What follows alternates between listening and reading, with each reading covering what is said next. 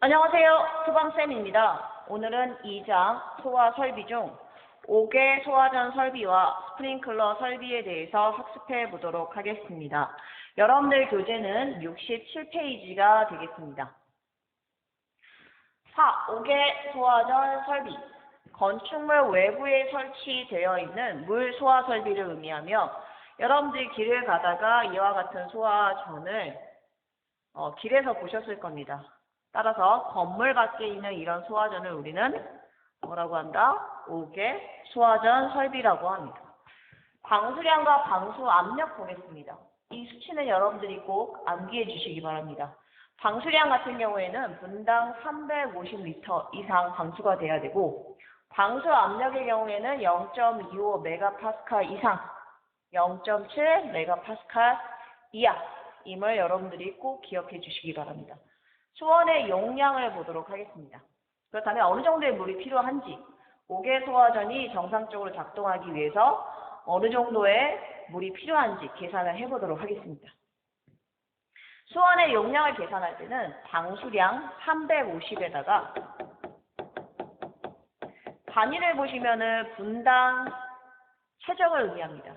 그러면 분을 곱하게 되면 용량이 나오겠죠. 20분간 방사가 되어야 됩니다. 따라서 350 곱하기 20은 7000리터가 되겠죠. 분과 분은 약분. 그러면 밑에 미터의 세제곱으로 환산을 하게 되면 1000으로 나눠주시면 됩니다. 왜? 1미터의 세제곱은 1000리터이기 때문이겠죠. 따라서 7미터의 세제곱이 됩니다.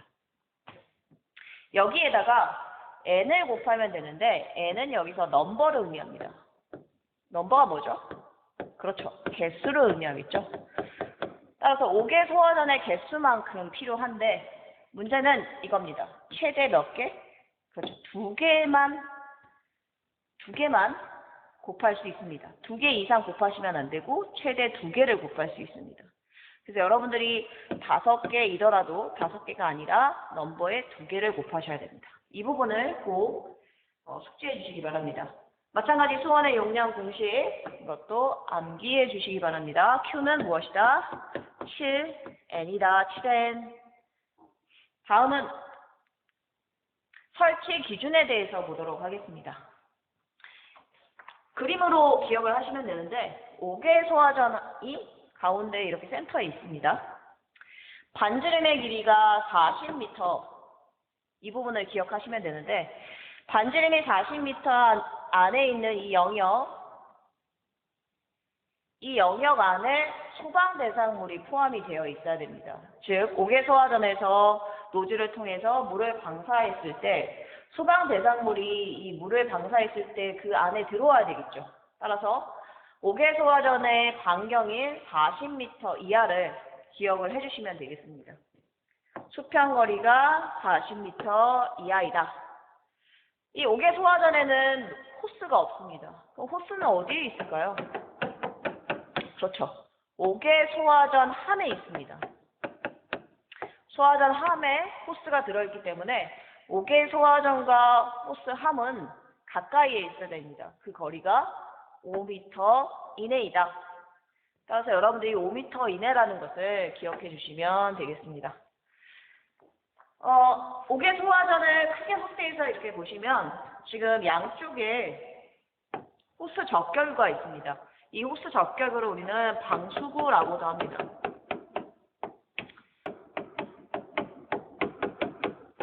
즉 물이 나오는 구멍이고 그리고 소화 호스를 연결하는 곳이다. 이렇게 이해해 주시면 될 것 같습니다. 이 방수구가 현재 양쪽에 두 개 있기 때문에 우리는 이거를 쌍구형이라고 합니다. 그럼 이 호스 접결구의 구경은 65mm의 것으로 해야 됩니다.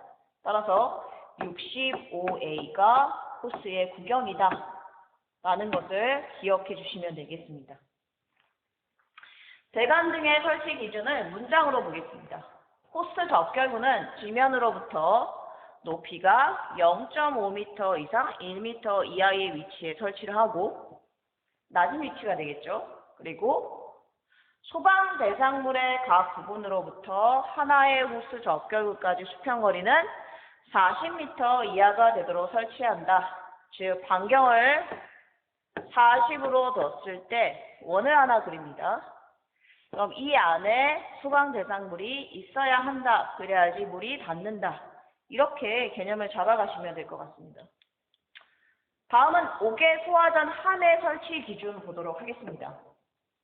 5개 소화전 함에는 뭐가 있다고 했죠? 그렇죠. 호스가 있다고 했습니다. 그러면 5개 소화전과 이 함 사이는 거리가 몇 미터? 그렇죠. 5m 이내에 가까운 장소에 있어야 됩니다. 그렇다면 몇 개의 소화전 함을 설치를 해야 될까요? 설치 기준은 소화전의 개수에 따라서 달라집니다. 10개 이하인 경우에는 5m 이내에 1개 이상만 있으면 됩니다. 즉, 1개만 있으면 법에 저촉되지 않고 2개나 3개가 있으면 어떻게 되는 겁니까? 그렇죠. 많이 있으면 좋겠죠. 많이 있으면 좋지만 1개 이상만 있으면 된다. 이렇게 이해하시면 될 것 같습니다. 5개 소화전이 11개에서 30개가 있다. 그러면 가장 작은 개수인 11개를 분산해서 설치를 하시면 됩니다. 세 번째, 31개가 있다라고 하면 3과 2를 분리합니다. 즉, 5개 소화전 3개마다 1개 이상 설치하면 된다. 이렇게 여러분들이 기억하시면 되겠습니다. 31을 나눠서 3개마다 1개 이상 이렇게 기억을 해주시기 바랍니다. 이 5개 소화전에도 마찬가지 위치 표시 등이 있고 펌프 기동 표시 등이 있습니다. 위치 표시 등의 경우에는 항상 5개 소화전의 위치를 명확하게 알려야 되기 때문에 항시 점등이 되어 있어야 됩니다. 펌프 기동 표시 등의 경우에는 주펌프가 기동할 때만 점등이 되면 되겠죠. 그래서 여러분들이 이 2개를 명확하게 구분해 주시기 바랍니다.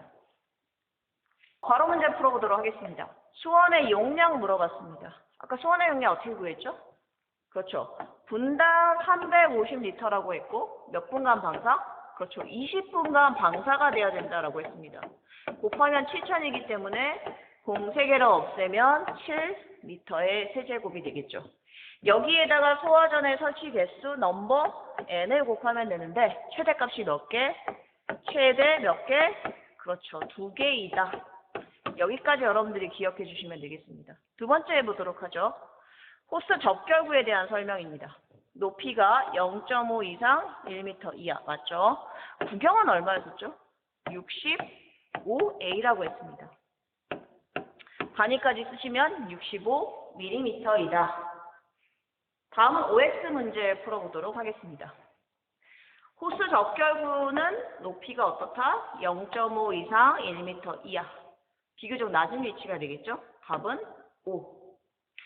31개 이상인 경우에 어떻게 하라고 했죠? 3과 2를 분리해서 3개마다 1개 이상이다라고 했습니다. 11개 이상을 분산이 아니라 3개마다 1개 이상이다라고 했기 때문에 답은 X가 되겠습니다.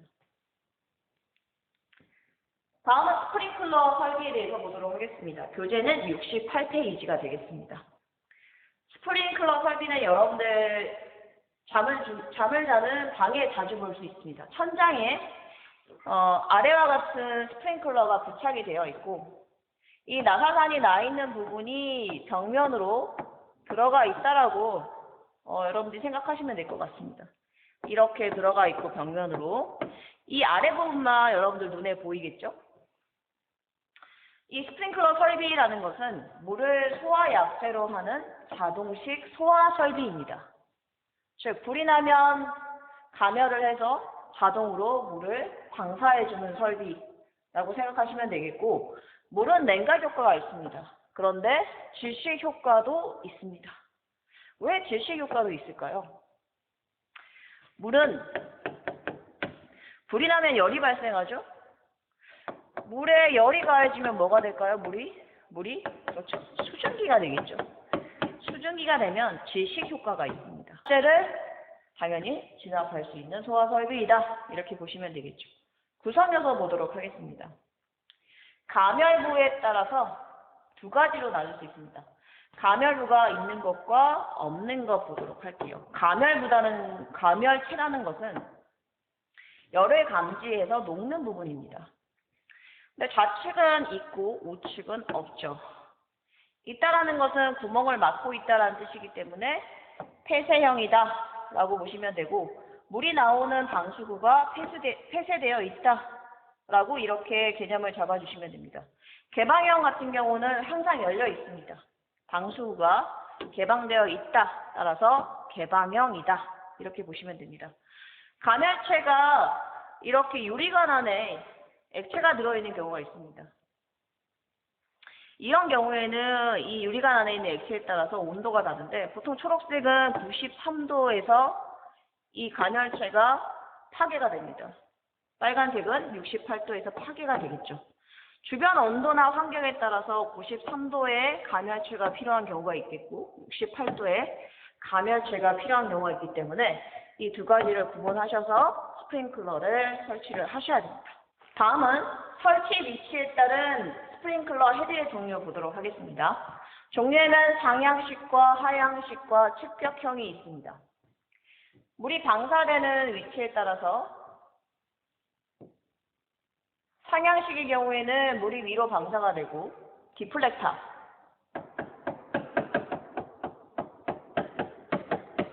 디플렉터라는 것은 물이 부딪히면 이 원주율을 따라서 이와 같이 물이 퍼지게 되겠죠.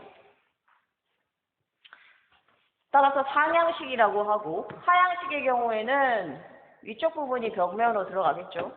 물이 아래 방향으로 이렇게 분사가 되고, 그리고 디플렉터로 인해서 물이 사방으로 퍼지게 됩니다. 따라서 하향식이라고 하고, 측벽형의 경우에는 이렇게 한쪽이 막혀 있습니다. 그러면 이 부분이 벽면으로 들어가는 부분이고, 물이 방사가 됐을 때 디플렉터에 부딪혀서 물이 사방으로 퍼지겠죠. 그런데 이 측벽 때문에 이쪽에 있는 물체들이 물에 대한 피해를 받지 않습니다. 즉, 보호해야 되는 물체가 있을 때는 측벽형을 이용해서 이와 같이 물의 피해가 없도록 막아주는 것을 측벽형이라고 합니다. 다음은 주위 온도에 따른 스프링클러 헤드의 종류 보도록 할게요. 주위 온도에 따라서 표시 온도가 달라집니다. 이때 표시 온도라는 것은 헤드가 작동되는 온도라고 여러분들이 기억을 해주시면 될 것 같습니다. 39도 미만이었을 때는 주위 온도가 79도시에서 헤드가 작동되게 됩니다. 39에서 64도는 79에서 121, 그리고 68에서 106도 미만인 경우에는 121도에서 162도 미만, 그리고 106도 이상인 경우에는 162도씨 이상에서 헤드가 작동된다. 이렇게 보시면 되는데, 문제는 이 숫자를 외워야 되겠죠? 숫자를 외우는 방법 알려드리겠습니다. 우리 삼국유사 다 아시죠? 삼국유사. 이렇게 보시면 됩니다. 삼국유사는 106페이지입니다. 이렇게 연결지어서 암기해 보도록 할게요. 삼국유사는 106페이지. 이렇게 하시면 여러분들이 쉽게 외울 수 있습니다. 표시 온도 보도록 할게요. 친구 한두 명은 11세, 11살에 만나서 62세까지 놀아야 된다. 이렇게 외워주시면 되겠습니다. 친구 한두를 만나 11살에서 62세까지 놀아야 된다. 이렇게 외워주시면 여러분들 숫자를 쉽게 외우실 수 있을 것 같습니다. 예외 기준이 있습니다. 만약 높이가 4m 이상인 공장이나 창고이다 라고 했을 때는 높기 때문에 주위 온도에 관계없이 표시 온도가 121도 이상인 것으로 해야 됩니다. 따라서 여러분들이 높은 공장 창고는 121도 이상이다. 이 부분 예외 규정을 숙지를 해 주시기 바랍니다. 괄호 문제 풀어보도록 할게요. 간열체가 없기 때문에 방수구가 항상 열려 있죠. 그래서 이걸 우리는 뭐라고 했죠? 그렇죠. 개방형이라고 했습니다. 옥외부하전의 위치 표시 등 잘 보여야 되기 때문에 평상시에도 항상 점등 상태가 되겠죠. 하지만 펌프 기동 표시 등은 펌프가 기동했을 때만 점등이 되면 되겠죠. OX 문제 풀어보도록 하겠습니다. 가멸부의 유무라고 했는데 가멸부가 있고 없고에 따라서 있으면 닫혀 있으니까 폐쇄형, 없으면 열려 있으니까 개방형이라고 했습니다. 상향, 하향, 측벽형은 설치 위치에 따른 종류가 되겠죠. 따라서 답은 X가 되겠습니다. 스프링클러 헤드가 설치된 장소의 주위 온도에 대해서 나와 있습니다. 외우실 때는 어떻게 외우라고 했죠? 그렇죠. 3964는 몇 페이지? 그렇죠. 106페이지다. 39를 앞에 한 번 더 쓰고 64를 한 번 더 써주시면 됩니다. 이때 표시 온도는 친구는 어떻게 한다? 한두 명만 사귀어야 되는데 몇 살? 11살에서 몇 살? 62세까지. 보통 선생님들이 퇴직하는 나이가 62세가 됩니다. 그래서 선생님들이 퇴직하는 나이 62세를 기억해 주시면 더 좋을 것 같아요. 161을 한 번 더 씁니다. 79를 앞에다 한 번 더 쓰고 121을 한 번 더 써주면 되겠죠. 문제 다시 보도록 할게요. 39도 미만인 경우에는 어떻다? 이 부분에 해당이 되겠죠. 79도 미만이다 라고 했으니까 답은 5가 되겠습니다. 다음 시간에는 헤드의 기준 개수와 스프링클러 설비의 4가지 종류에 대해서 학습해 보도록 하겠습니다. 수고 많으셨습니다. 안녕.